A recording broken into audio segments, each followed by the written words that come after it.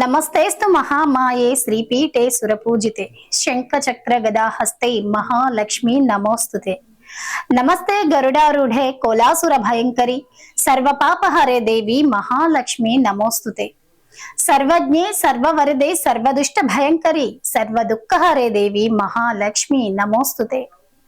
सिद्धि बुद्धि प्रदे देवी भुक्ति मुक्ति प्रदायिनी मंत्रमूर्ते सदा देवी महालक्ष्मी नमोस्तुते। వరలక్ష్మి వ్రతం రెండో శుక్రవారం చేసుకోవాలా మూడో శుక్రవారమా? అసలు శుభ సమయాలు ఎప్పుడు, ఎలా చేసుకోవాలి? నవత టీవీ కథనంలో చూద్దాం.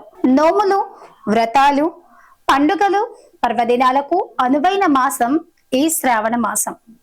ముఖ్యంగా శ్రావణంలో వచ్చే ప్రతి శుక్రవారానికి మహిళలు ఎంతో ప్రాధాన్యం ఇస్తారు. ఈ నెలలో లక్ష్మీదేవిని పూజిస్తే అష్ట ఐశ్వర్యాలు కలుగుతాయని విశ్వసిస్తారు. అందులో భాగంగానే అత్యంత భక్తి శ్రద్ధలతో వరలక్ష్మి వ్రతం చేస్తుంటారు.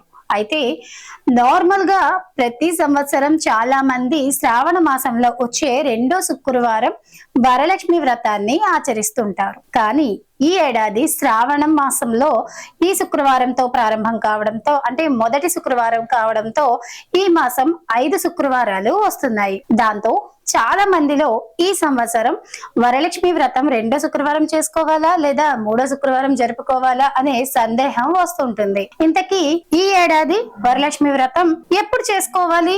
పురాణాలు ఏం చెబుతున్నాయి?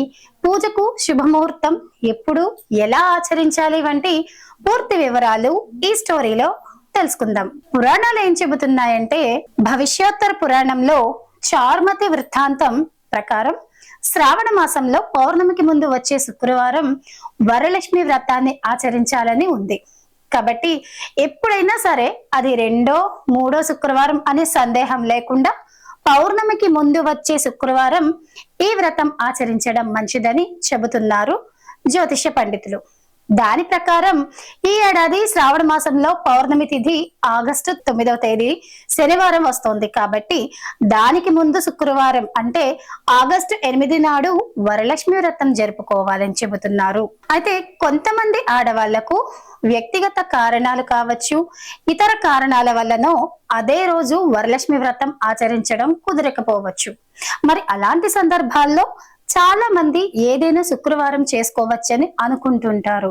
కానీ సంప్రదాయ గ్రంథాలు ఏం చెబుతున్నాయంటే, పౌర్ణమి ముందు వచ్చే శుక్రవారం ఆచరించలేని వారు ఆ తర్వాత వచ్చే శుక్రవారాలు చేసుకోవడం మంచిదని చెబుతున్నాయి.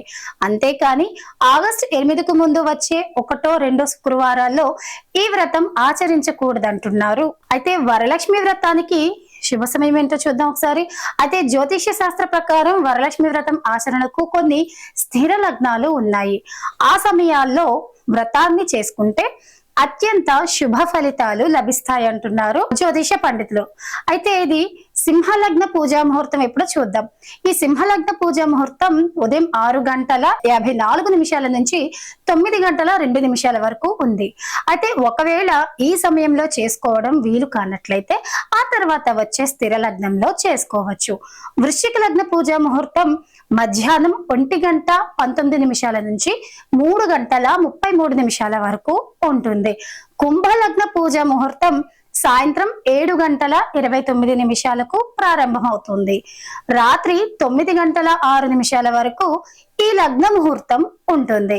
అయితే వృషభ లగ్న పూజా ముహూర్తం అర్ధరాత్రి 12:25 నుంచి అర్ధరాత్రి 2 అంటే తెల్లవారుజామున 2:25 వరకు ఉంటుంది. కానీ మనం సహజంగా అర్ధరాత్రి పూజ కార్యక్రమాలు అయితే చేయం. కాబట్టి చివరి స్థిర లగ్నమైనటువంటి వృషభ లగ్న పూజా సమయం మినహాయించి మిగతా 3 స్థిర లగ్నాల టైంలో ఏదో ఒక శుభ ముహూర్తంలో వరలక్ష్మి వ్రతం ఆచరించడం అద్భుతమైన శుభ ఫలితాలను పొందవచ్చు అంటున్నారు పండితులు.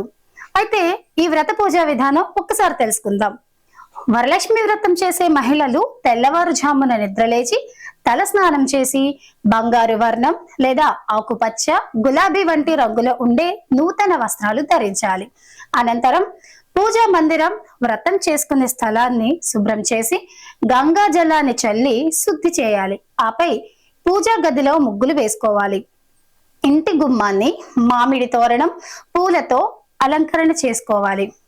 ఇప్పుడు వ్రతం చేసుకునే స్థలంలో చెక్కపీటపై కొత్త ఎరుపు వస్త్రాన్ని పరిచి దానిపై మీ ఇంట్లో ఉన్న లక్ష్మీదేవి గణపతుల విగ్రహాన్ని లేదా చిత్రపటాన్ని ప్రతిష్ఠించాలి. తర్వాత అమ్మవారి విగ్రహం లేదా ఫోటో దగ్గర బియ్యం పోసి దానిపై నీటితో నింపిన కలశాన్ని ఏర్పాటు చేసుకోవాలి. ఆపై లక్ష్మీదేవి గణపతి విగ్రహాలకు పూలమాలలు వేసి అలంకరించండి. అనంతరం నెయ్యితో దీపం వెలిగించండి. అగరబత్తీలను వెలిగించి ముందుగా గణపతి దేవుడికి పూజను నిర్వహించండి. ఆ తర్వాత పూలు, కొబ్బరికాయ, చందనం, పసుపు, కుంకుమ, అక్షింతలు సమర్పించండి. ఇప్పుడు వరలక్ష్మి పూజను స్టార్ట్ చేయండి. పూజ టైంలో వరలక్ష్మి వ్రత కథను చదవండి. లక్ష్మీదేవి అష్టోత్తర శతనామావళిని పఠించండి. చివరిగా హారతి ఇచ్చి అమ్మవారికి ఇష్టమైనటువంటి 9 లేదా 5 రకాల నైవేద్యాలు, పులిహార, పాయసం, శనగలు, చలిమిడి, వడపప్పు, బూరెలు వంటివి సమర్పించండి. ఆ తర్వాత ఈ ప్రసాదాలను ఇంటికి వచ్చిన వారందరికీ పంచండి. ఆపై ముత్తైదువులకు పసుపు, కుంకుమ, పండ్లు, శనగలతో తాంబూలం పెట్టి వాయనదానం ఇవ్వండి. ఈ నియమాలు మీరందరూ గుర్తుంచుకోవాలి. వరలక్ష్మి వ్రతం అనంతరం ఒకే ఒక్క పండు ఉంచి తాంబూల వాయనం ఇవ్వద్దు. ఎప్పుడు ఇచ్చినా జంట పండు ఉండేలా చూసుకోవాలి. అలాగే తాంబూల వాయనం తీసుకున్న మహిళలు మీకు ఇచ్చినటువంటి వాయనాన్ని మీ గృహంలోనే ఉపయోగించుకోవాలి. అంతేకాని మీకు ఇచ్చిన వాటిని మరొకరికి వాయనంగా ఇవ్వకూడదని గుర్తుంచుకోవాలి. ఇలా వరలక్ష్మి వ్రతం రోజు అమ్మవారిని పూజించడంతో పాటు కొన్ని ప్రత్యేకమైన నియమాలు పాటించడం ద్వారా లక్ష్మీదేవి యొక్క సంపూర్ణ అనుగ్రహాన్ని పొంది శుభ ఫలితాలను సొంతం చేసుకోవచ్చని అంటున్నారు పండితులు. చూసారు కదండి, ఈ సంవత్సరం వరలక్ష్మి వ్రతం ఏ వారం చేసుకోవాలో, ఎలా చేసుకోవాలో, ఏ శుభముహూర్తంలో చేసుకోవాలో తెలుసుకున్నారు కదా. మరొకసారి నవత టీవీ ప్రేక్షకులకు శ్రావణ శుక్రవార శుభాకాంక్షలు. మరొక ప్రత్యేక కథనంతో మళ్ళీ కలుద్దాం.